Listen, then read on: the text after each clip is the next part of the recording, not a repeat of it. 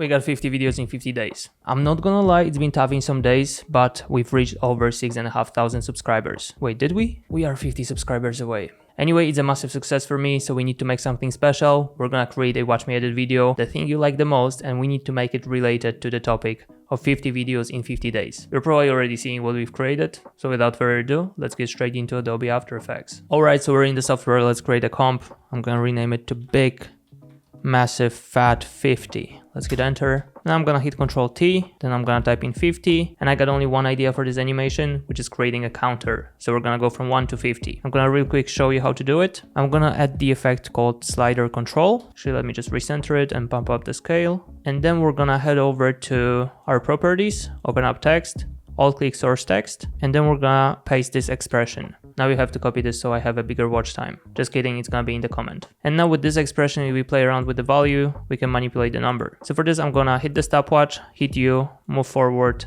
and change it to 50. And that way, we got a counter. Now I'm gonna select both easy ease, probably extend it a little bit, go to the graph editor, and we're just gonna create a peak on the left. Actually, you know what? We're gonna go to the last number, and we're gonna change it to 49. I'm gonna cut it here, and then from this layer, we're gonna delete slider control, go to properties, open up text, and remove that expression because it's not gonna be needed. So I'm gonna just alt click the stopwatch. Then I'm gonna swap the fill with the stroke, probably decrease the value a little bit over here, and that's what we have. Now we're gonna create a new camera, preset of 35mm to node camera, hit OK, OK again, then new null object, rename it to cam control 1, parent the camera to the null, turn on the 3D on everything, and I'm gonna put the camera and cam control underneath the numbers. I'm just gonna change the color for the layers that are controlling the movement, and we're pretty much set. Alright, now I'm gonna go to our camera, hit P, and I'm gonna move away, like that. Now I'm gonna go to cam control, hit P, and create a keyframe for position. Now I'm gonna move backwards, and we're gonna drag the Y value downwards. Okay, let's select both, easy ease, and we're gonna use one of the graphs. Now we're gonna duplicate cam control 1, hit U, remove the last keyframe, parent 1 to 2, and we're just gonna create a sharp movement towards the number. So like that. Let me select both, go to the graph editor, and what you want to do here is create a very sharp movement, and then it's gonna gradually slow down. Okay, let me just squeeze it in. Even more. Something I really like to do, and I think it's a pretty cool background, is creating a new solid, then picking a color that is kind of grayish, hitting OK, OK again, and then you're gonna add vignette and add turbulent displays, and then play around with the values, and you're gonna achieve different looks. So if you bump up the complexity, it's gonna look like that, kind of like a nice fog. So I think I'm gonna just stick with this, put it somewhere below our number. We could probably turn that layer into 3D, then hit P, move it very far away with the Z position, and scale it up. So it's barely moving whenever we're creating movements. You see we got pretty intense movement for the number, but the background is barely moving. So if you moved it even further away, like that, and then scale it up to fill out the whole frame, it would move even less, which is pretty cool. As I'm looking at this, I'm gonna go to our background, and I'm gonna hit Ctrl Shift Y. I'm just gonna make it a bit darker. Ooh, that's a nice look.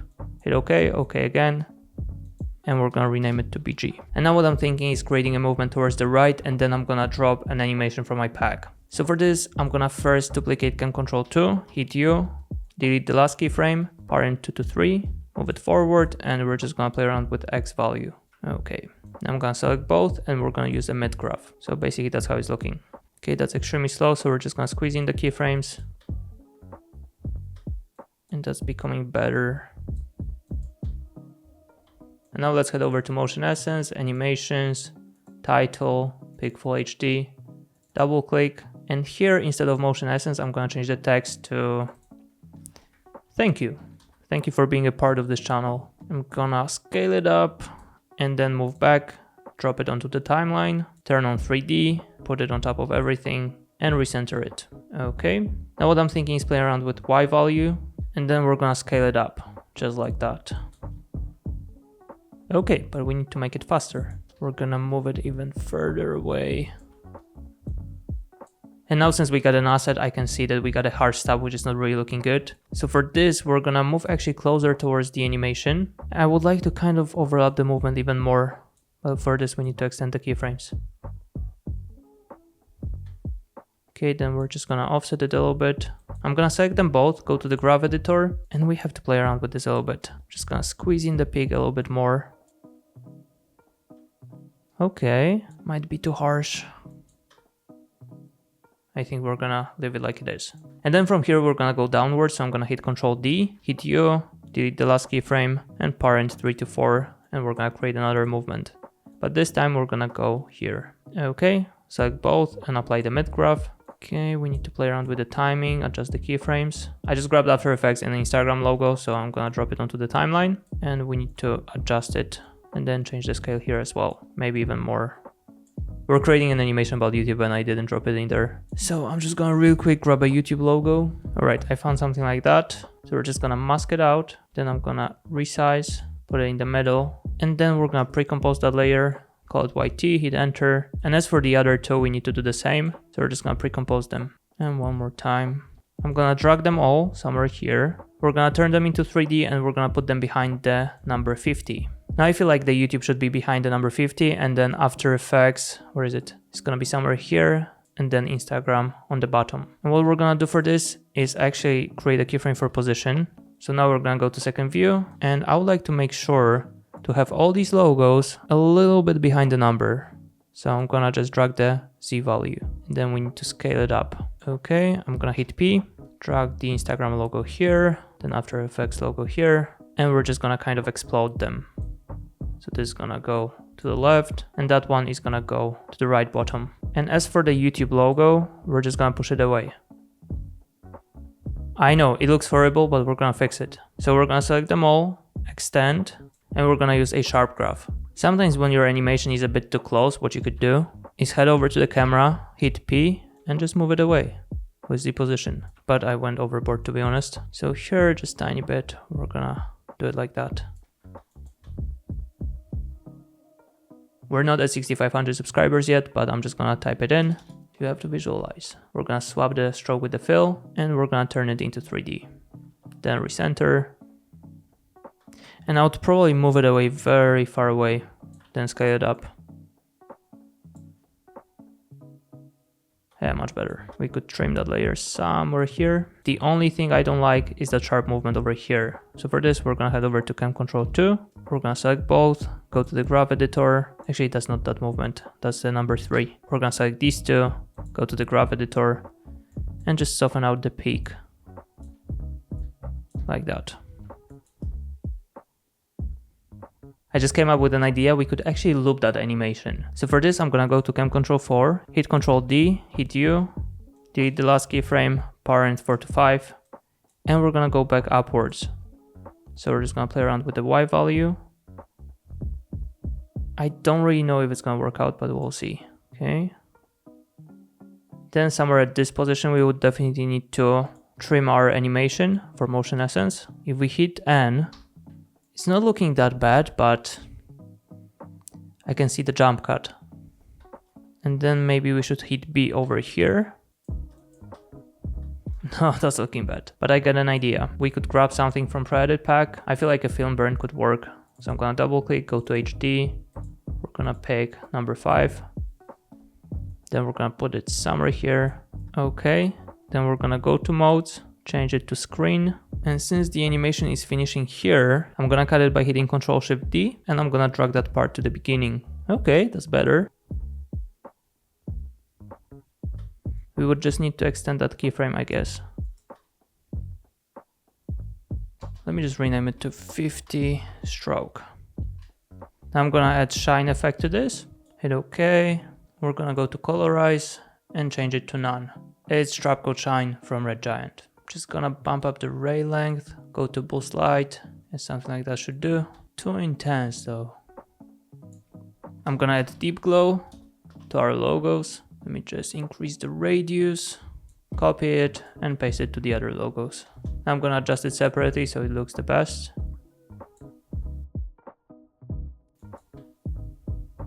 I'm good with this. Now I'm gonna use a subtle shake from my upcoming pack. It's gonna be awesome, so wait for it. Let me just find one of them. I'm gonna use bottom left low. Now I'm just gonna adjust the timing. Okay, that's looking good. Then I feel like adding a text animation to our 6500 could be cool. Okay, let's see. Okay, works. I'm just thinking maybe we're gonna deep glow to the text or just bump up the width. Okay, I'm gonna go to our logos, hit U, and I'm just gonna extend the keyframes. Yeah, better. Now we're gonna add a little bit of shake, so let's go to camera, alt-click point of interest, type in wiggle, and in brackets 2.2, 20. That's gonna give us a nice shake. It's way more realistic right now. We could actually go for 30. Alright, so now we're gonna spice it up by adding a few adjustment layers. So I'm gonna create one, rename it to vignette, add the effect. Already looking better. I'm gonna create a new solid, rename it to TV lines. I'm gonna add my preset. And if you don't know how to create these lines from scratch, here you have the settings, or you could check out that video. And now I wanna see how it's gonna look with the motion blur on. So everything that has a cube needs to have the motion blur switch turned on. Okay, it's much smoother right now. And what would you say if we added posterized time? Let's try it out. I'm gonna add the effect. Let's try maybe 18. Okay, I think it looks even better, to be honest. But as you can see, we got a lot of color banding over here. So it's looking really bad. So for this, we can head over to the project and we can burn our PC by going here and changing the bit depth to 32. It might mess up some things, but not always. It's just gonna reduce the amount of color banding. So let's hit OK. And you see, much better. You know what? I think I'm gonna delete the posterized time effect. And one thing I would like to do here is adding that deep glow effect to our stroke, just to make it more impactful. And you know what? I'm gonna solo out this layer so we can work smoothly with this. And I'm gonna create another text. I'm just gonna type in subscribers and we're just gonna change the font to Gabriola, turn off capital letters, change the color. Then we're gonna turn it into 3D, put it right above our text layer over here, turn on the motion blur, recenter, and actually, you know what we could do is copying transform and pasting it here just to make sure it's in the same position. We're gonna put it a little bit lower, gonna scale it down, and just to give it a nice touch, I'm gonna create a keyframe for position and I'm just gonna slide it in from the right. I'm gonna use that graph and we're gonna fade it in. We could actually select both keyframes and right now play around with position to put it a little bit in front. I'm gonna scale it up, then hit P, and maybe somewhere here would be a good idea. Now we're gonna add drop shadow to this, bump up the opacity, distance to 0, softness to 150. Okay, let's see. Let me scale it down a little bit. Okay, now it looks pretty cool. It's giving a little bit of depth. Now I have to unsolo out these layers and let's see how it looks. When you're working with 32 bits per channel, posterized time is automatically turned on. Alright, I'm good with this. And I'm gonna try to use the technique from the last watch me edit. So we're just gonna grab the ellipse tool. With nothing selected, I'm gonna create a circle. Then we're gonna grab that layer and put it right below our logos. Trim it to this position.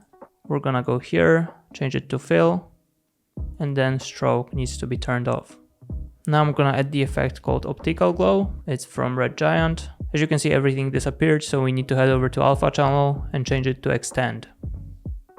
Now we need to solo this out. I'm gonna head over to effect controls, bump up the amount and also the size. Let's unsolo out. Okay, it's pretty good. I'm just gonna head over to our shake. I'm gonna bump up the scale to like 115 and I'm gonna extend it. We're gonna create a new adjustment layer over here, trim it to 1 frame, and we're gonna use invert effect.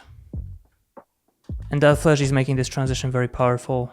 Okay, and also as for that optical glow, we need to fade it out. So I'm just gonna keyframe amount, hit U, move forward, and we're just gonna decrease it to 0. And I'm gonna trim it here so the circle is not visible. Here you have the final result. Thank you for sticking with me for 50 videos. That's insane. If you just joined, make sure to subscribe and I'll see you tomorrow or maybe not. Cheers guys.